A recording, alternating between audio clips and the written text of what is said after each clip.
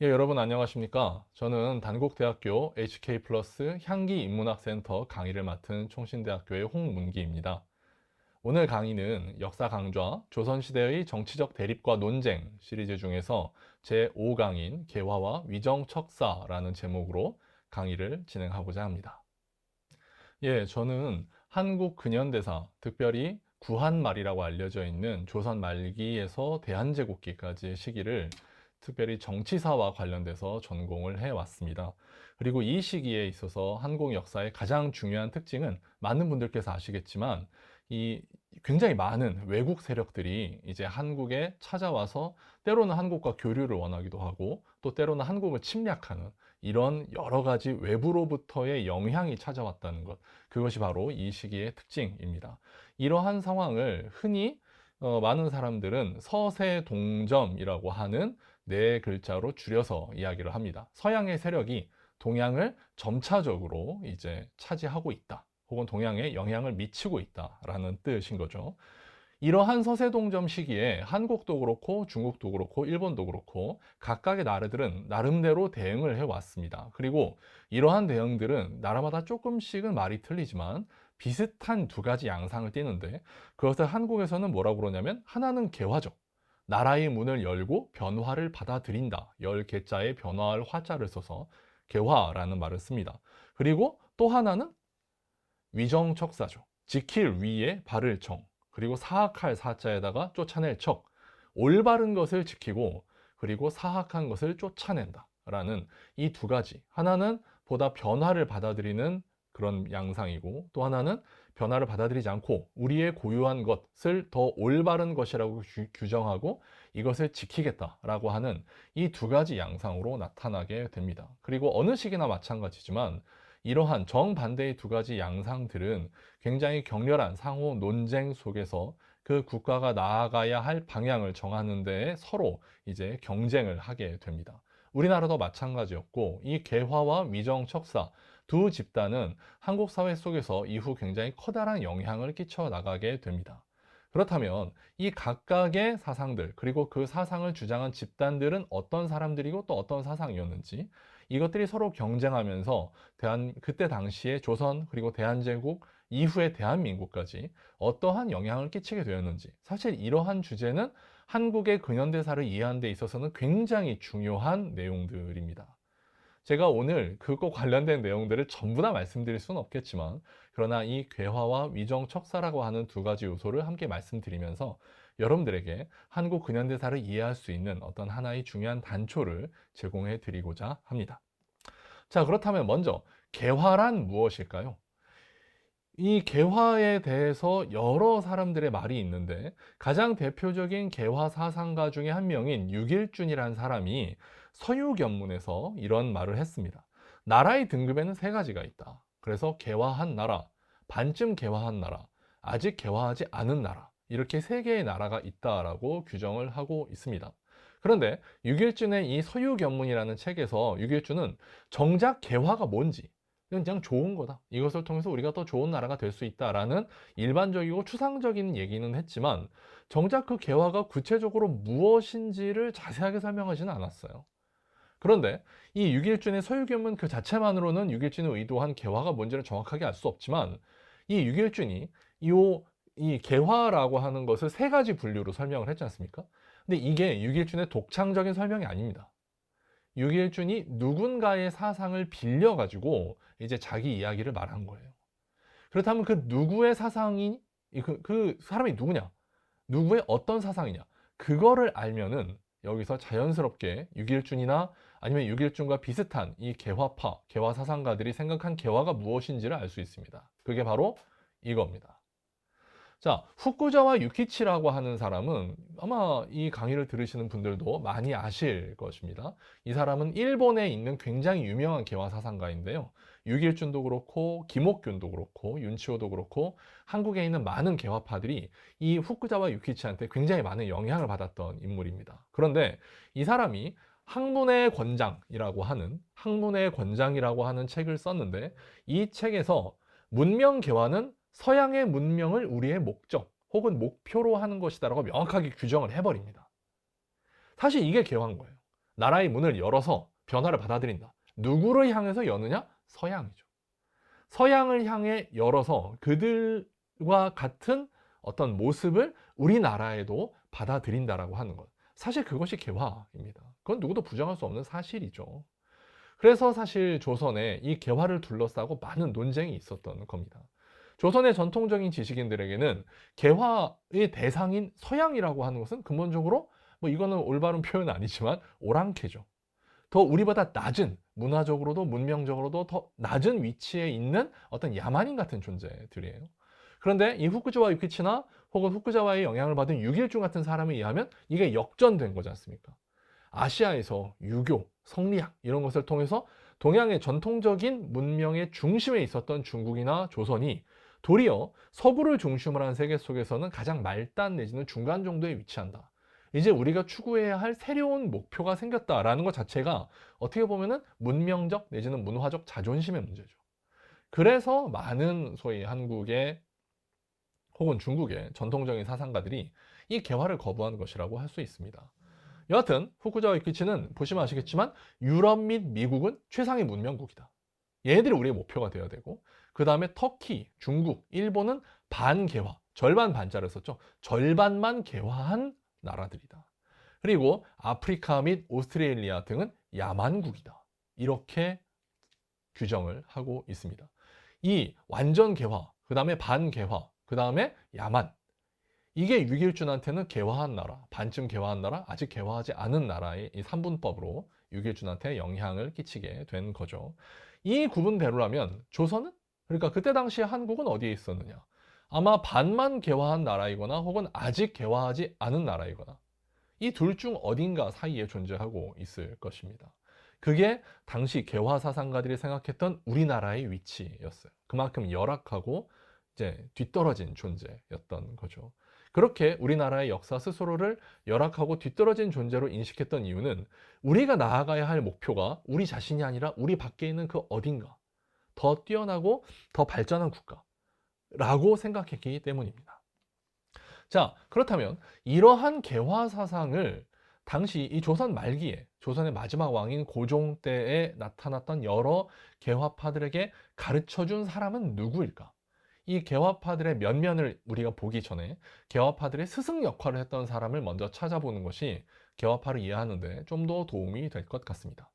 가장 처음에 거론되는 사람은 바로 이 사람들입니다.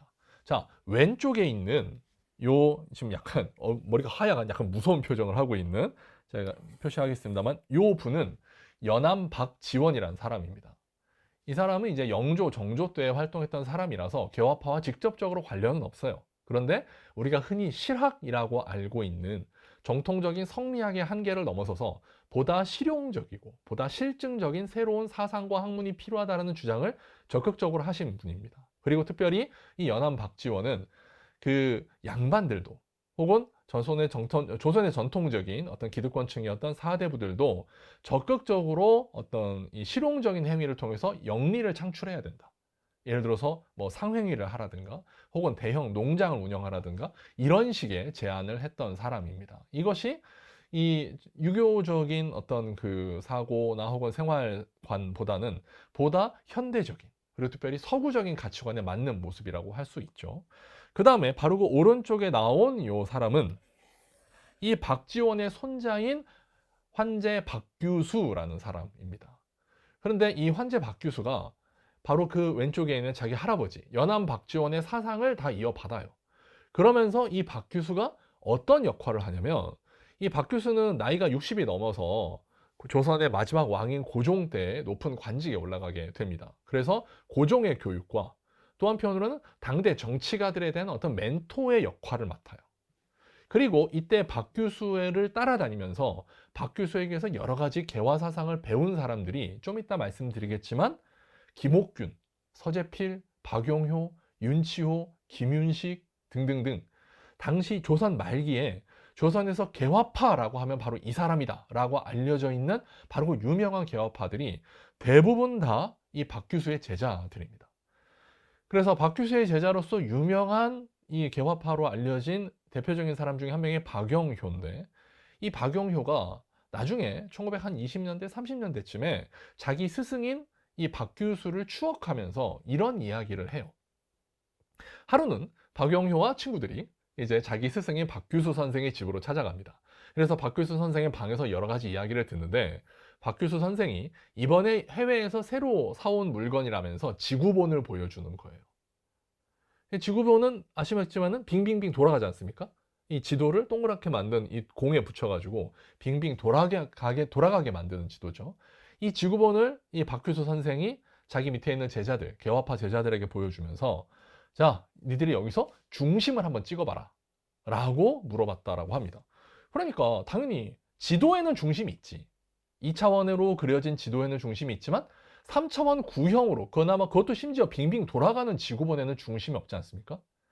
그러니까 이 박규수의 제자들이 다들 당황해가지고 모르겠습니다 라고 하니까 박규수 선생이 그때 뭐라고 그랬냐면 봐라, 지구에는 중심이 없다. 그러니까 중화라는 것도 정해져 있지 않다. 조선에게는 조선이 중화고 미국에게는 미국이 중화고 중국에게는 중국이 중화다. 이런 말을 했다라고 합니다. 사실 이것이 개화파들에게는 굉장히 중요한 선언이었던 거죠. 개화파가 나라의 문을 열어서 서구의 사상을 받아들이기 선택한 바로 그 시점에서 가장 큰 걸림돌이 뭐였냐면 우리에게 정통이라는 것은 중국에서 만들어진 유교고 이 유교를 숭상해온 조선의 전통이다 라고 생각했던 이 조선의 많은 사대부들과 양반들이었다는 거죠. 그런데 그 사람들에게 박규수는 뭐라고 그러냐면 전통이라고 하는 것은 각 나라마다 다르다. 그 나라를 규정하는 정통성 또한 나라마다 다르다. 그러니까 중국에서 몇백 년 전에 만들어진 이 유교 사상이라고 하는 것이 여전히 조선의 정통성으로 계속 지켜져야 될 이유는 없다라고 선언을 한 것입니다. 이러한 환제 박규수의 사상이 조선 괴화파들에게 변화를 감수해낼 수 있는 굉장히 커다란 사상적인 자유를 허락해 준 거죠. 그리고 그 외에 이 개화파들에게 직접적인 스승은 아니지만 이 개화파들에게 그 사상의 어떤 여러 가지 전수를 해준 몇몇 사람들이 있습니다. 여기 이 분은 스님이세요. 이동인이라는 스님이신데 주로 일본 쪽에서 활동하면서 주로 이 부산 쪽에서 활동하면서 부산과 일본 사이를 왕래하면서 이 개화서적을 수입하거나 혹은 일본과의 교섭을 은밀하게 담당하거나 이런 역할을 하셨습니다. 그 다음에는 보시면 오경석이라는 분이 있는데 이분은 역관이세요. 역관, 그러니까 통역관입니다. 통역관으로서 또 조선과 청나라 사이를 왔다 갔다 하면서 중요한 교섭을 담당하고 또 한편으로는 청나라에 이미 들어왔던 서양 학문에 관한 서적들을 사서 이 조선에 있는 개화파들에게 전달해주는 역할을 했습니다. 그러니까 이런 사람들이 직접 어떤 개화파로서 정치적인 역할을 했다고 말하기는 어렵지만 그러나 이 개화파의 형성에 굉장히 커다란 영향을 끼친 사람들이라고 말씀드릴 수 있습니다. 자, 그렇다면 개화파들의 면면은 어떠한가? 많은 분들이 아시겠지만 이 개화파는 보통 급진 개화파와 온건 개화파 두 부류로 나뉘게 됩니다. 그런데 아시겠지만 급진이냐 온건이냐 보수냐 사실 이거는 굉장히 구분이 애매하잖아요. 현대 오늘날 대한민국의 정치를 봐도 어떤 사람이 급진파고 어떤 사람이 온건파냐 사실 이거는 사안마다 달라요. 어떤 사람은 정치적으로는 급진인데 경제적으로 온건인 사람도 있고 또 어떤 사람은 경제적으로는 급진인데 문화적으로는 또 온건인 사람도 있습니다. 그러니까 이거를 어떤 특별 명확한 기준이 없으면 급진과 온건을 나누기가 굉장히 애매해요. 그런데 어떻든 이렇게 나눠야지 또 이해하기가 편하니까 이제 한국 역사 속에서도 급진과 온건이라는 이름으로 개화파를 구분을 한 거죠. 자, 그렇다면 이 급진과 온건을 나눈 기준이 뭔가? 자, 이 왼쪽에 있는 사람들이 바로 급진 개화파로 흔히 알려져 있는 사람들입니다.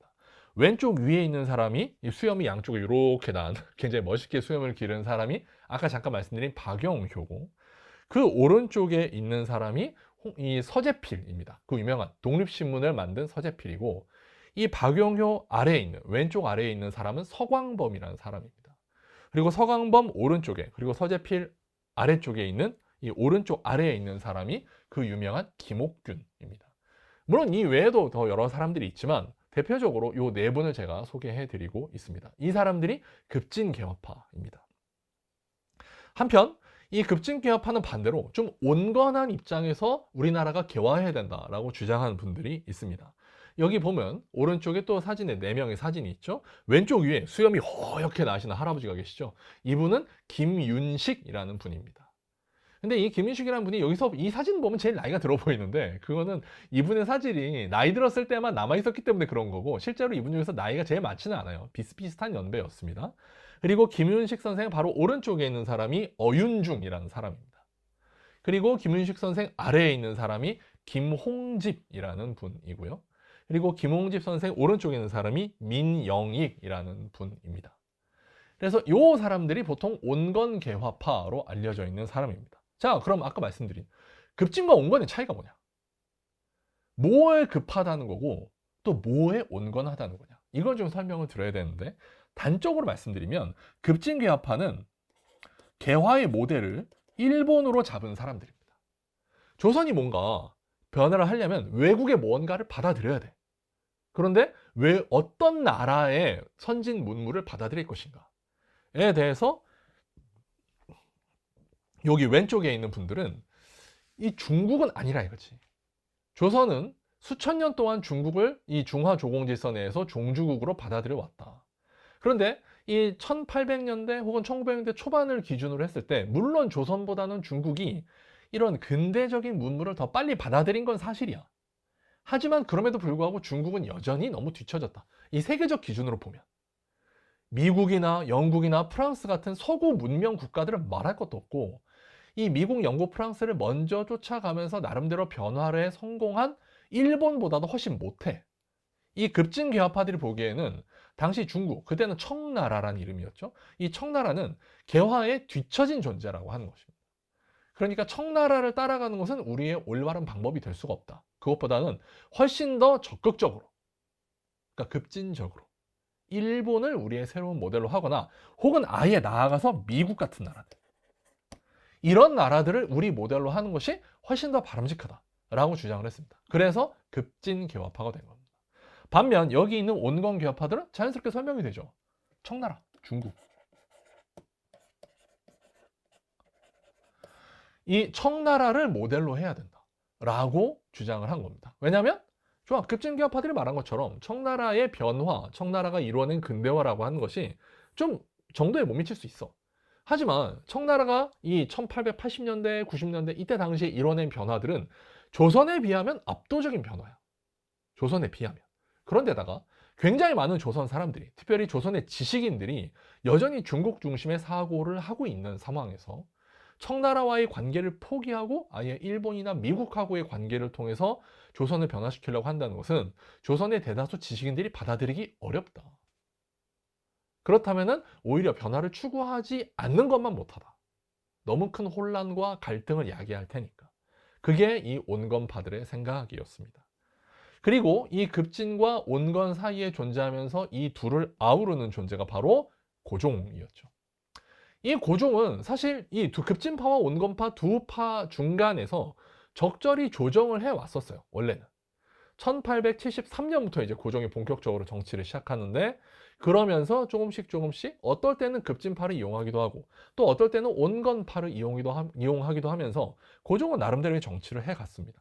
그것을 보여주는 게 이런 사례들이죠. 1876년 지금 보시는 이 사진은 뭐냐면 1876년 당시 조선이 외국의 나라의 문을 열고 최초의 이제 조선과 외국 사이에 맺어진 근대적인 조약이 일본과 맺은 강화도 조약이잖아요. 이렇게 함으로써 조선은 일본인의 한국 거주를 허용하고 반대로 조선인의 일본 거주도 허용하고 일본 외교관의 한국 내 활동을 허용하고 그리고 조선과 일본 사이에 무역을 허용하죠.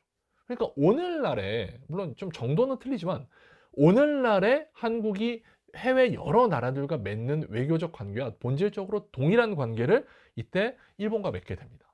이게 1876년이고요. 이후에 1880년대로 들어가게 되면 미국, 영국, 프랑스, 독일, 러시아, 오스트리아 같은 여러 나라들과 이런 외교 조약을 맺어요.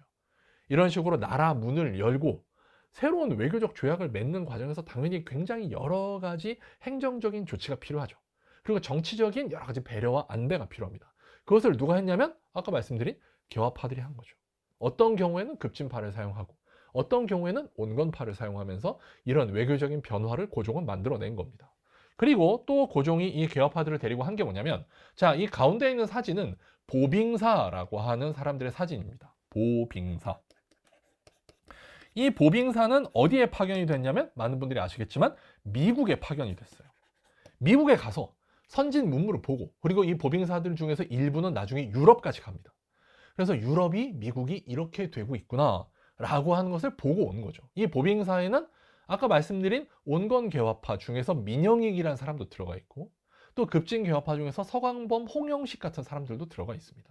이 두 양 그 진영에 있는 사람들이 다 보빙사에 참여를 해서 자기들 나름대로의 관심사를 가지고 서양의 문물을 보고 이것을 조선에 갖고 와서 적용시키려고 했던 거죠. 그리고 많은 분들이 아시겠지만 이 보빙사뿐만 아니라 조사시찰단이라는 또 외교 사절단이 있었고, 또 한편으로는 영선사라는 또 외교 사절단이 있었습니다. 조사시찰단은 일본으로 파견이 됐고요. 영선사는 청나라, 중국으로 파견이 됐습니다. 그래서 조사시찰단은 주로 급진파들이 많이 파견이 됐고, 영선사는 이 온건파들이 파견이 됐죠. 그리고 보빙사에는 둘 다 가는 이런 모습을 보입니다.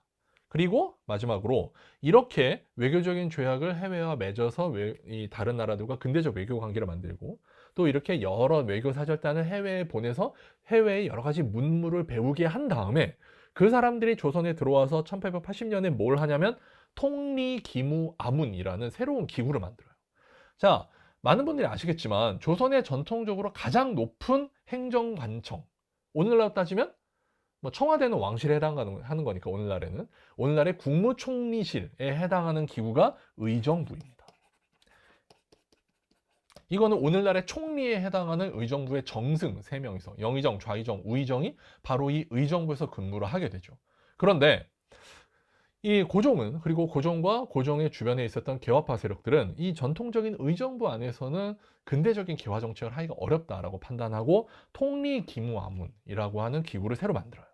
그리고 여기에서 뭐 유경공원 같은 근대적인 학교를 세운다든가, 혹은 별기군 같은 근대적인 어떤 이 새로운 군대를 만든다든가, 새로운 회사를 설립한다든가, 이런 개화 정책을 추진을 하게 됩니다. 이게 이제 개화파의 중요한 활동이라고 할 수 있죠. 이러한 활동을 안정적으로 쭉 해나갈 수 있었다면, 그리고 특별히 급진파와 온건파가 서로 협력해서 하나의 정치 세력을 형성하고 이것을 통해서 안정적으로 책임있게 이 정치를 해나갈 수 있었다면 조선의 역사는 상당히 달랐을 수 있을 거예요. 그런데 문제는 이 급진파와 개화파가 서로 끝내 분열하는 상황이 발생을 하게 됩니다. 그게 언제냐면, 다음 슬라이드 넘어가서, 그게 언제냐면 바로 이모군란입니다. 1882년에 벌어졌죠. 이 1882년 이모군란 당시에 아시겠지만은 고종의 아버지이자 고종의 가장 중요한 정치적 적대자였던 대원군, 흥선대원군 이하응이라는 사람이 이 구식 군인들의 불만을 이용해서 구식 군인들을 자극해가지고 군사 쿠데타를 일으킵니다. 이 왼쪽에 위에 있는 이 사진은 흔히 별기군이라고 불리는 이 고종이 새롭게 만든 근대적인 군대죠. 이 근대적인 군대가 설립되면서 이 사람들에 의해서 더 낮은 위치로 어떻게 보면 전락되었던 구식 군인들이 쿠데타를 일으킨 거예요. 그래서 고종을 이제 권좌에서 몰아내고, 명성황후는 저 지방으로 도망가고, 일본 공사는 또 해외로 도망가고, 뭐 이러면서 이제 조선이 한번 쑥대밭이 난 거죠. 그리고 이 구식 군인들은 아까 말씀드린 이 고종의 아버지인 흥선대원군 이하응에게 권력을 넘깁니다. 그리고 이하응은 이 조선의 모든 근대적인 개혁을 다 무위로 돌리려고 했고요. 이때 고종이 자기 아버지한테 자기가 정치적으로 이제 탄핵당하는 상황이 발생을 하게 되니까 중국에다가 구조 요청을 해요.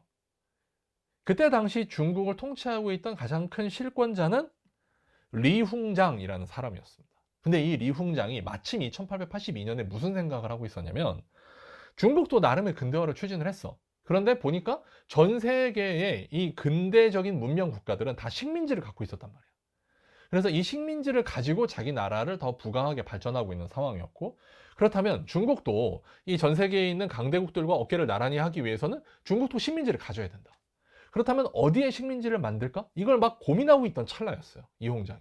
근데 하필 그 시점에서 조선 내부에서 쿠데타가 발생을 한 겁니다. 그리고 이 조선의 왕인 고종이 우리를 도와달라고 SOS 신호를 보낸 거죠. 그러니까 이홍장 입장에서는 이거 너무 좋은 기회다 라고 생각을 하고, 이홍장 밑에 있는 정예 부대 5,000명을 조선의 수도에 파견을 해가지고 대원군을 체포합니다. 대원군을 체포해서 중국으로 데리고 와버려요. 그리고 이 5천 명은 그대로 조선에 남아가지고 이 조선에 계속 내정을 간섭하는 청나라의 중요한 군사적인 도구로 사용이 됐던 거죠. 그래서 지금 여기 보시면은 이 흔하지 않는 이미지가 있죠. 이게 뭐냐면 조선의 그 왕인 고종의 아버지였던 대원군이 청나라에 끌려간 상태에서 그때 그린 초상입니다. 대원군은 이때 한 몇 년간 계속 청나라에 있으면서 일종의 인질이 되는 거죠. 조선이 청나라의 말을 안 들면은 야, 니들 왕의 아버지를 우리가 데리고 있는데 니들 함부로 할 거야? 이런 식의 협박을 청나라가 계속했던 겁니다. 그래서 이 임오혼란 이후로 조선은 굉장히 강력한 청나라의 간섭을 받게 돼요. 조선에 있는 내부적인 정치 개혁들 혹은 경제 정책들, 군사 정책들, 외교 정책들 하나하나 다 청나라의 간섭을 받게 됩니다. 그리고 이 청나라의 리흥장은 아까 보여드린 이 리흥장은 조선을 장기적으로는 어떤 청나라의 속국, 보호국으로 명실상부한 보호국으로 만들어서 한 준식민지 상태로 관리하려고 계획을 하고 있었습니다. 이렇게 되니까 아까 말씀드린 개화파 내부에서 분열이 발생한 거예요. 온건 개화파, 즉 청나라를 조선 개화의 모델로 생각했던 사람들은 그래, 답답한 상태긴 하지만 어쩔 수 없지. 어차피 우리는 청나라를 따라가려고 했으니까 이번 기회에 청나라의 지도를 좀 확실하게 받는 것도 나쁘지 않다라는 적절한 타협을 한 데에 반해 급진 개화파들은 애초에 청나라로 만족하지 못하니까 일본을 개화의 모델로 생각하는 사람들이잖아요. 이 급진 개화파 입장에서는 임오군란 이후에 청나라의 내정 간섭을 견딜 수가 없었던 거죠. 니들 때문에, 이 청나라 때문에, 또한 청나라와 협력하려고 하는 온건 개화파 때문에 이 조선의 개화를 정상적으로 추진할 수가 없다라는 생각을 해버리게 된 겁니다. 그러면서 급진 개화파와 온건 개화파 사이에 분열이 발생하게 되고 그 결과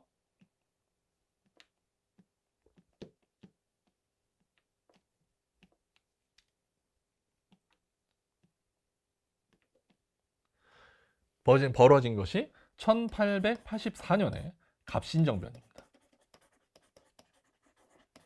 갑신정변은 급진 개화파들이 온건 개화파를 암살하고 고종의 신변을 확보한 다음에 최종적으로는 청나라의 세력을 조선에서 몰아내고 조선의 자주적인, 그러면서 한편으로는 일본과 가까운 상태에서 친일적인 개혁을 하려고 했던 쿠데타였습니다.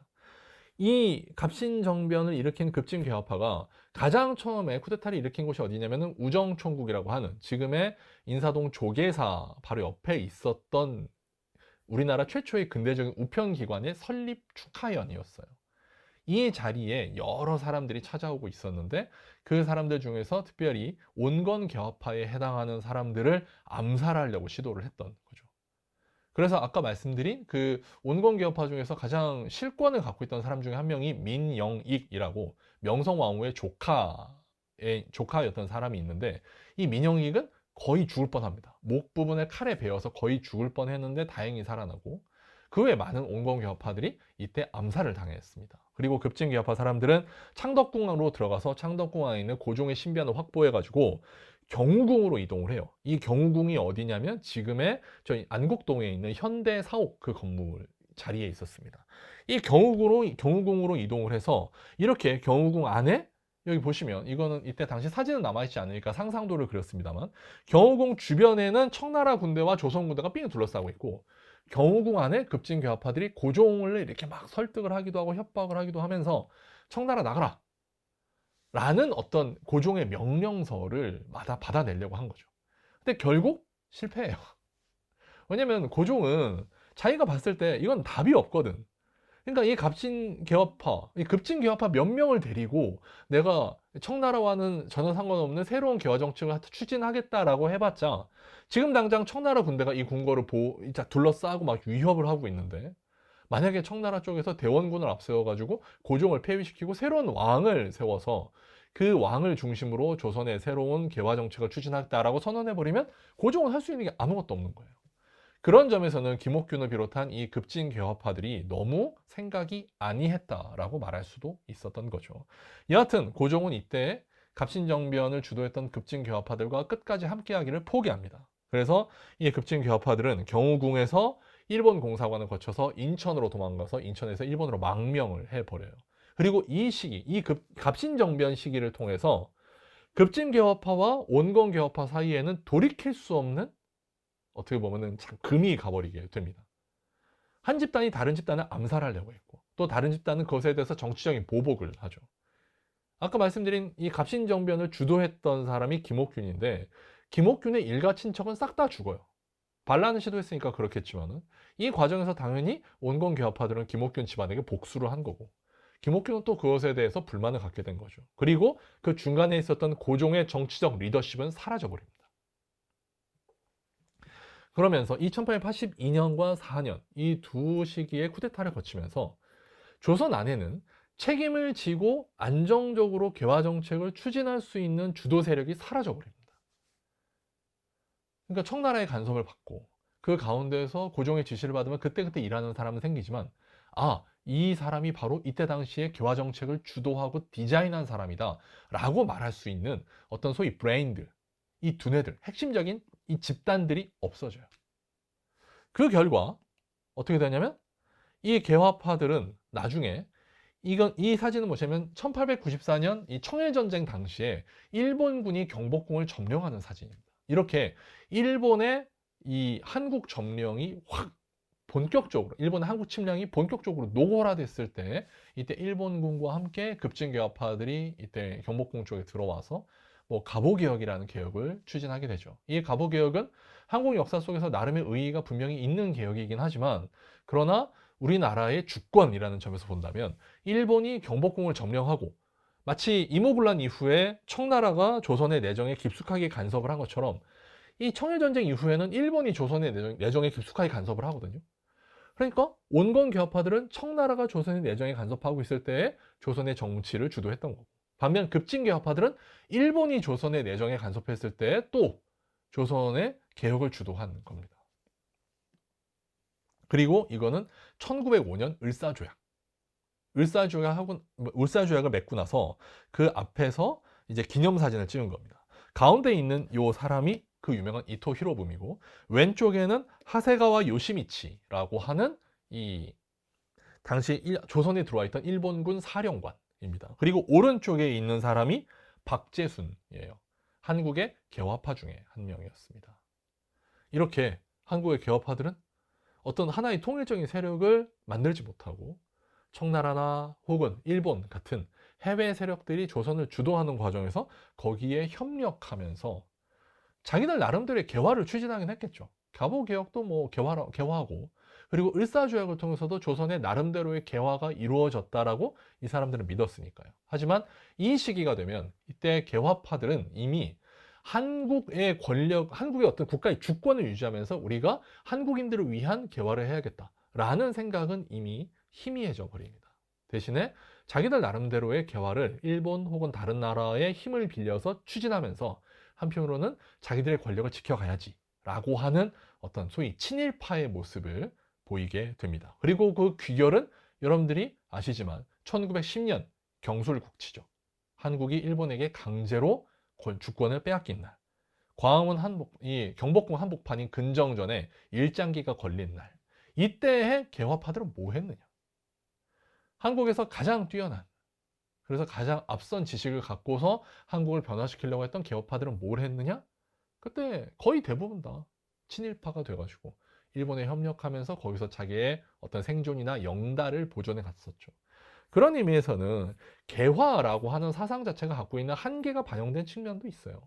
무슨 말씀을 드리는 거냐면, 개화는 어떤 역사의 발전 동력이 우리 안에 있는 게 아니라 우리나라 밖에 있다고 생각하는 거지 않습니까?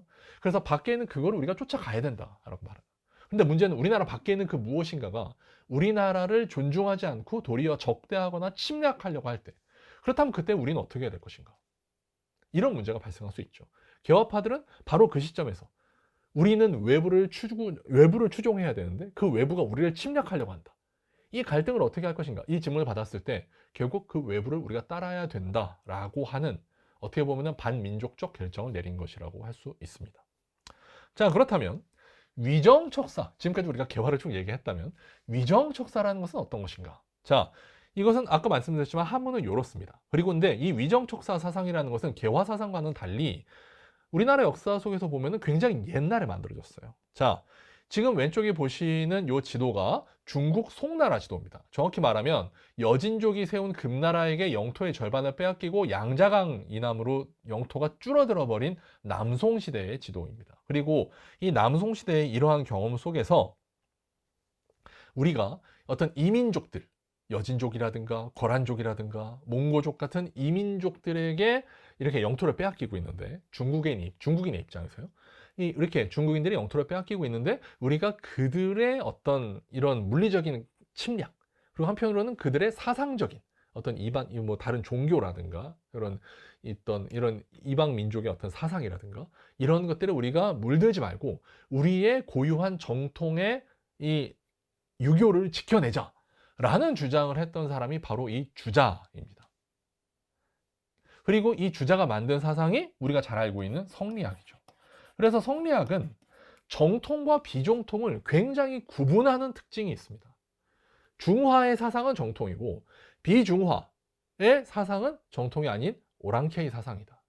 그래서 이 중화를 추종하는 사람이라면 혹은 유학자라면 당연히 이 중화의 사상을 반드시 지켜야 되고 이런 오랑캐의 사상, 이단 사상을 따르면 안 된다라는 것이 성리학의 굉장히 중요한 이분법적인 특징이에요. 그리고 이것이 조선에 들어와서 조선 성리학으로 쭉 이어진 거죠.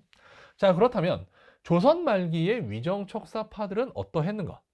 자, 여기서 일단 먼저 이해하셔야 될 거는 성리학이라고 하는 학문은 물론 조선 말기까지도 굉장히 조선 사회 내에서 큰 영향을 갖고 있습니다. 하지만 한 1700년대에서 1800년대로 넘어가게 되면은 이 조선의 중요한 정치적 그리고 사상적 권력은 이 전통적인 성리학을 하는 사람들보다는 특별히 여기 있죠. 서울. 이 서울 지역에서 이제 대를 이어서 살면서 거기에서 정치 권력과 경제 권력을 가지고 명문 가문으로 정착한 이것을 전문 용어로 말하면 경화거족이라고 합니다. 그리고 이 경화거족들은 전통적인 성리학이 아니라 뭐 사람마다 좀 편차는 있지만 실학적인 영향을 훨씬 더 많이 받은 사람들이에요. 즉 우리가 좀 전에 말씀드린 그 개화라는 것에 대해서 노골적으로 개화를 추구한다까지는 아니라도 상대적으로 열려있는 사람들이 바로 이 경화거족들이었습니다. 그러니까 무슨 말씀을 드리고 싶은 거냐면 전통적인 성리학의 위정척사 사상에 입각해서 조선 혹은 중화가 아닌 다른 특별히 서양 오랑캐의 것들이라든가 아니면 일본의 것들이라든가 이런 거는 받아들이지 않겠다라는 강력한 위정척사 사상을 갖고 있는 사람들은 서울에는 별로 없었다는 거죠. 지방에 많았다는 겁니다. 지방에. 그렇다면 지방에 어떤 사람들이 이러한 위정척사 사상을 갖고 있었는가? 몇 개의 케이스가 있는데요. 대표적인 케이스들만 제가 좀 소개를 해보면 첫 번째로 말씀드릴 수 있는 사람이 바로 이 사람입니다. 노사 기정진이라는 사람인데 이 사람이 전라도 지역에서 활동을 했어요. 그러면서 이제 고종이 막 이제 병인양 뭐 이건 대원군식이긴 합니다만 병인양요 때 이제 뭐 이렇게 프랑스 사람들이 들어오고 막 이랬을 때 이런 것을 우리가 절대로 받아들이면 안 되고 반드시 맞서 싸워서 오랑캐가 조선 땅에 들어오게 하면 안 된다라고 주장했던 사람이 바로 이 노사 기정진입니다. 이 노사 기정진은 뭐 의병 활동이나 이런 건 별로 하지 않았어요. 하지만 이 기정진의 제자들이 나중에 호남 지역에서 일본이나 혹은 다른 나라의 침략에 맞서서 적극적으로 의병 활동을 하는데 나서게 됩니다. 그 다음에 또 하나 유명한 사람이 자 이거는 사진이나 그림이 없어가지고 제가 이 사람들이 만든 이 상소를 올려놨는데요. 이만손이라는 사람이 있었습니다. 이 이만손은 경북 안동 지역에 살고 있던 사람인데 그 유명한 퇴계 이황의 자손입니다. 그리고 이 이만손이 이 경상도 지역에 있었던 유생들과 함께 이제 그 유명한 영남 만인소라는 걸 올려요. 10,000명의 선비들이 이름을 함께 올린 상소다 해서 만인소라고 합니다. 이걸 길게 쫙 내리면 100m 정도 펼쳐진다라고 할 정도로 굉장히 긴 상소인데 이 영남 만인소의 내용이 뭐냐면 우리가 서구에게 개화를 하면 안 된다라는 내용입니다.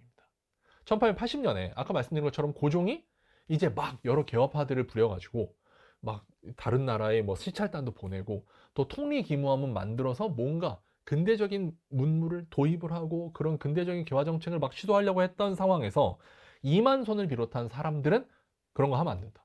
우리는 조선의 정통, 성리학적 정통을 지켜야 된다. 라고 강조를 했던 거죠. 이 이만손 본인도 아까 말씀드린 것처럼 뭐 의병에 참여하고 그러진 않았는데 나중에 이만송과 함께 상소를 쓴 사람들이나 혹은 그 사람들의 제자, 자식들 정도의 어떤 연배들이 이 1890년대에 일본이나 이런 다른 나라의 침략이 막 노골화됐을 때 거기에 저항하면서 의병운동에 또 막 나서게 됩니다. 이렇게 전라도에 하나, 경상도에 또 하나, 또 대표적인 이 위정척사파 인물들을 소개를 해드렸고요. 그 다음에 충청도에서 경기 쪽에서 활동했던 사람이 한 명 있었습니다. 이 사람이 그 유명한 이항로입니다. 아까 말씀드린 기정진과 그 다음에 기정진과 지금 말씀드린 이항로, 이 두 사람이 구한말의 위정척사파의 양대 산맥입니다.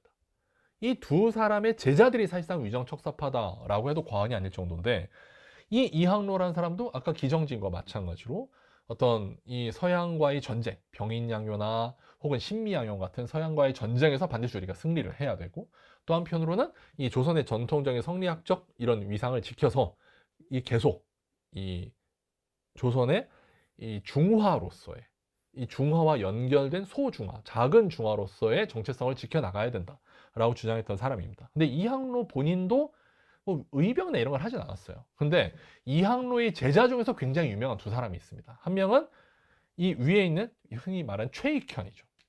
좀 이따 보겠습니다만 이 개화를 반대하는 굉장히 유명한 상소를 올려서 이것을 통해서 어떤 조선의 위정착사파를 규합한 인물이기도 하고, 이 최익현 본인도 나중에는 직접 의병장으로서 활동을 하면서 일본과 끝까지 맞서 싸우다가 나중에 일본에게 체포돼서 구금된 상태에서 죽게 됩니다. 그 다음이 이 아래에 있는 사람인데요. 이 사람은 유인석이라는 사람입니다. 이 최익현과 유인석이 둘 다 이항로의 제자고, 유인석은 아예 만주로 가서 만주에서 의병 활동과 독립운동을 했던 사람이에요. 이 두 사람이 조선 말기에 이 이항로의 제자로서 사상적으로나 특별히 군사적으로나 가장 적극적으로 위정척사파 활동을 했던 사람들입니다. 자, 그렇다면 이 위정척사파들은 도대체 어떤 논리로 이렇게 위정척사 활동을 했을까? 죄송합니다. 그 전에 흥선대원군에 대해서 한번 살펴보겠습니다. 이 흥선대원군이 흔히 위정척사파로 가장 대표적으로 알려진 인물이기도 하니까 중간 점검을 살짝 하는 겁니다. 왜냐하면 저는, 그리고 많은 학자들은 이 흥선대원군은 전형적인 위정척사파라고는 생각을 하지 않아요. 근데 많은 분들이 오해를 하고 계셔서 잠깐 짚고 넘어가겠습니다. 흥선대원군이 위정척사파로 알려진 가장 큰 이유는 병인양요와 신미양요를 거치면서 이 흥선대원군이 이 프랑스 함대나 미국 함대를 몰아내는데 굉장히 큰 공헌을 했고, 그리고 전국에 척화비라고 하는 서양 오랑캐가 침범에 들어왔는데 싸우지 않으면 화친을 맺는다는 거고, 화친을 맺는다는 거는 곧 나라를 팔아먹는 거다 라는 글귀가 새겨진 이 척화비를 전국에 새기면서 위정척사 사상을 고취시켰다 라고 하는 역사적 사실 때문에 흥선대원군은 보통 위정척사파의 일원이다 라고 많은 분들이 알고 계신데, 이건 사실이 아닙니다. 왜냐하면 흥선대원군은 원래 굉장히 개방적인 사람이었어요. 어느 정도로 개방적이었냐면, 당시 흥선대원군이 가장 고민했던 것은 이 한반도에 러시아 함대가 축축축축 내려오면서 이 조선의 영토를 점령하려고 했던 이런 상황이었습니다.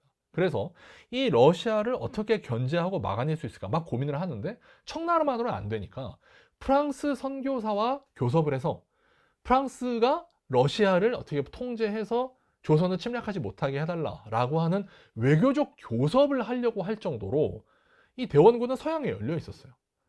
그래서 이 죄송합니다. 프랑스 선교사가 당시 한국에 몇 명 들어와 있었는데, 이 선교사들을 은밀히 만나서 교섭을 시도했던 거죠. 근데 프랑스 선교사는 우리는 러시아의 그런 어떤 압박이나 간섭을 할 권한이 없다라고 거절을 하고, 그리고 무엇보다도 흥선대원군이 이 러시아를 견제하기 위해서 프랑스 선교사와 만났다라고 하는 것을 이 다른 사람들, 특별히 정치인들이 알게 되면서 흥선대원군이 공격을 받게 돼요. 그 결과 흥선대원군은 굉장히 정치적으로 이제 곤경에 처하게 되고, 자기는 결코 이 프랑스든 아니면은 뭐 다른 어디든 나라든 간에 서양과는 소통할 생각이 없다 라고 하는 자기 의지를 보여주기 위해서 막 천주교도들도 억압을 하고 프랑스 함대가 들어오면 막 맞서 싸우기도 하고 그랬던 겁니다. 그러니까 무슨 말씀을 드리고 싶은 거냐면, 흥선대원군은 철저한 위정척사파였다기보다는 자기가 어떤 갖고 있는 정치적인 입지를 지키기 위해서 위정척사파들과 제휴하면서 그들의 정책을 지지해 준 것뿐이에요.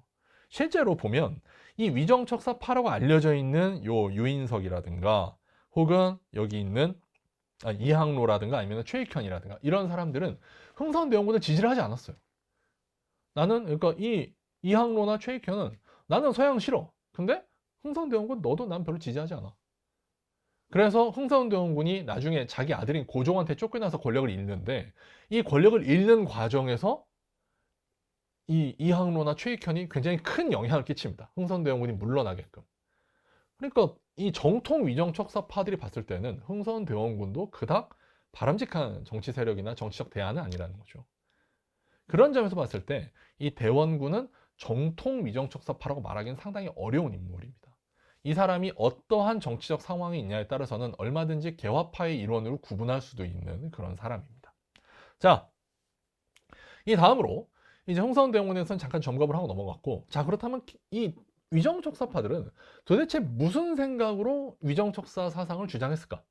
보통 오늘날 우리들은 개화파들이 당연히 올바른 역사의 길이고 위정척사파들은 시대에 뒤떨어진 꽉 막힌 인간, 유학자로서의 자기들의 어떤 신분적 기득권을 지키기 위해서 조선 전체의 앞날을 망쳐버린 사람들, 이렇게 보통 생각하기 쉬워요. 물론 한계가 있죠. 이 사람들은 전 세계의 상황을 알지 못했고 조선이 앞으로 어떻게 발전해야 될지에 대해서도 구체적으로 생각하지 못한 사람들입니다. 그러다 보니까 분명히 시대적 대안을 잘못 제시한 측면이 있지만, 제가 지금 보여드릴 이 상소를 통해서 사실 위정척사파들도 나름대로 그때 당시 시대적인 상황을 알고 생각하고 있었다라는 말씀을 좀 드리고 싶었어요.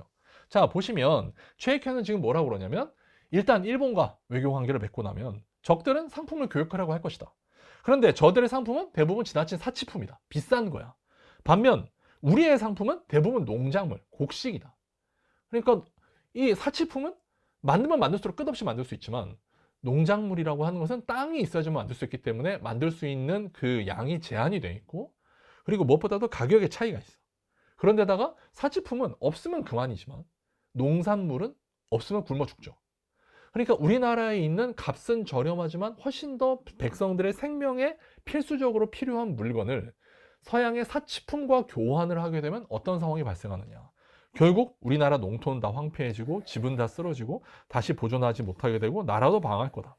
자, 이거는 뭘 의미하는 거냐면 오늘날에도 흔히 발생하는 거죠. 아주 잘 나가는 선진국과 그렇지 못한 후진국이 1대1로 교역을 하게 되면 무슨 상황이 발생하죠? 많은 경우 후진국이 이렇게 교역을 하면서 성장을 할 수 있을 것이다 라고 생각을 하지만 실제로는 그렇지 않죠.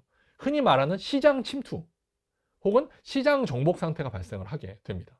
그래서 삼성의 물건이라든가 혹은 애플의 물건이라든가 뭐 이런 잘 나가는 회사의 물건들이 그 나라의 시장 자체를 장악을 하면서 이 뒤떨어진 나라에서는 더 이상 아무런 어떤 새로운 상품이라든가 새로운 기술을 개발할 수 있는 기회조차 사라져버리는 그런 일들이 종종 발생을 하죠. 그러니까 제가 말씀드리고 싶은 건 뭐냐면, 이 최익현 같은 사람들은 물론 여러 가지 사상적 한계가 있었지만 그럼에도 불구하고 어떤 면에서는 당대 이 세계 자본주의 문명, 이 세계 시장의 냉혹한 본질을 꿰뚫고 있는 부분이 있었다는 거예요. 우리가 시장을 개방을 하면, 나라의 문을 개방하면 이것을 통해서 우리나라가 성장하는 게 아니라 우리나라가 저들의 소위 그 식민지가 된다. 식민지라는 표현을 쉐이켄이 알지 못했겠지만 저들의 물건을 파는 시장이 되고, 저들에게 자원을 공급하는 자원 기지처가 되고, 저들에게 저렴하게 노동력을 제공하는 노동력 기지처가 된다. 그게 이꼴 곧 식민지잖아요. 쉐이켄은 이러한 미래를 예언할 수 있었던 사람인 거죠. 그런 점에서 이 위정척사파들은 물론 당시 조선의 그리고 한국의 발전을 위한 총체적인 온전한 로드맵을 가지고 있었다라고 말하기는 어렵지만, 저 외국 세력들이 한국에 들어왔을 때 어떤 일이 벌어지게 될 것인가에 대해서 훨씬 더 냉철하게 바라볼 수 있는 나름의 지혜를 갖고 있었다라고 말씀을 드릴 수 있겠습니다. 그리고 이러한 외국 세력들에 의해서 아까 봤던 것처럼 뭐 이 청일전쟁이라든가 아니면 을사조약이라든가 혹은 경술국치라든가 이렇게 본격적으로 한국이 외국 세력에 의해서 점령당하게 되었을 때 이 위정척사파들은 이 가운데서 의병으로 활동을 하게 되죠. 그래서 의병은 크게 세 부류의 의병으로 나눌 수 있습니다. 하나는 1895년에 이 을미사변과 단발령을 계기로 나온 을미의병이 있고요. 그 다음에 1905년 을사조약을 통해서 을사조약에 반대하는 사람들이 일으킨 을사의병이 있고, 마지막으로 1907년 이 정미 7조약 당시 때 대한제국의 이 초대 황제였던 고종이 강제로 폐위가 되고 대한제국 군대가 해산이 됩니다. 이렇게 해산된 대한제국 군대와 함께 이제 여러 의병들이 협력해서 독립군 조직을 만들고 이제 전국 단위에서 의병 활동을 벌이게 되죠.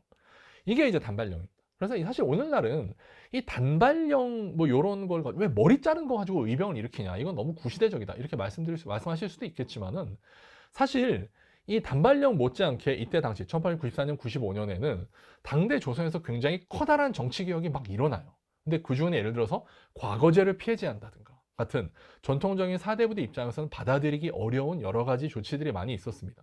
근데 거기에 더해서 조선의 왕비였던 국모였던 명성황후가 살해당한 사건까지 벌어지게 되죠. 이러한 것들이 사대부들을 자극하면서 의병을 일으키게 만든 겁니다. 그리고 그 다음에 이게 이 사진이 이 1895년 을미사변이 벌어진 직후에 프랑스에 있었던 한 신문에서 보여주고 있는 을미사변 사건의 어떤 사파입니다. 그리고 이게 이제 을사조약이죠. 이러한 것들이 당시 사회에서 막 벌어지고 있을 때, 즉 조선이 구체적으로 이 외국 세력에 의해서 침략당하고 조선의 국권이 하나하나 허물어져 가고 있을 때, 아까도 말씀드렸지만 개화파들은 딱히 한 게 없어요.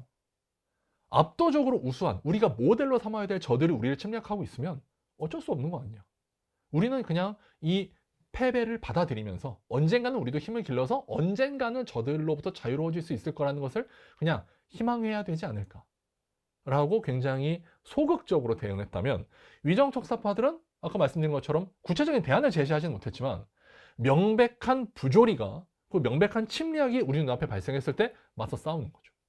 그게 이 위정척사파들이 갖고 있는 한편으로는 의기, 그리고 그들의 역사적 의의라고 할 수 있습니다. 그리고 지금 여기 보신 게 이 보시는 사진이 아까 말씀드린 1907년에 해산된 대한제국 군인들입니다. 예. 그리고 나중에 아까 말씀드린 의병들은 나중에 우리나라가 일본의 나라를 빼앗긴 다음에는 만주로 가서 이렇게 여러 독립군 형태로 독립군으로서 정착해서 계속 독립전쟁을 이끌게 되고, 이들의 활약이 해방 이후에, 물론 이들의 활약을 통해서 우리가 일본을 무찌른 건 아니지만 이렇게 열심히 독립전쟁을 했다라는 것 자체가 해방 이후에 강대국들한테 인정을 받은 거죠. 그래서 미국이라든가 혹은 다른 나라들이 그래, 조선은 독립국으로서 인정을 해줘야 된다라고 하면서 조선의 독립을 이제 어떤 그때 이 태평양 전쟁 이후에 어떤 강화 조약이라든가 2차 세계대전 이후의 강화 조약 가운데 조선의 독립을 명시하게 되는 거죠. 만약에 우리가 개화파들처럼 그냥 별다른 저항 없이 일본으로부터 뭔가를 배우기만 한다, 이런 입장으로 일제 35년을 쭉 보냈다라고 한다면 과연 우리가 일본이 망한 다음에도 제대로 독립을 할 수 있었을까? 쟤네들은 어차피 독립할 의지가 없는 사람들이니까, 그렇다면 다른 나라의 어떤 영토, 예를 들어 중국의 영토라든가 소련의 어떤 보호, 통치를 받는 그런 영토라든가 이런 식으로 그냥 관리되었을 가능성도 되게 큽니다. 그런데 끝까지 독립을 했다라고 하는 이런 모습을 보여줌으로써 조선은 2차 세계대전과 태평양 전쟁 이후에 명실상부한 독립국으로 다시 등장할 수가 있었던 거죠.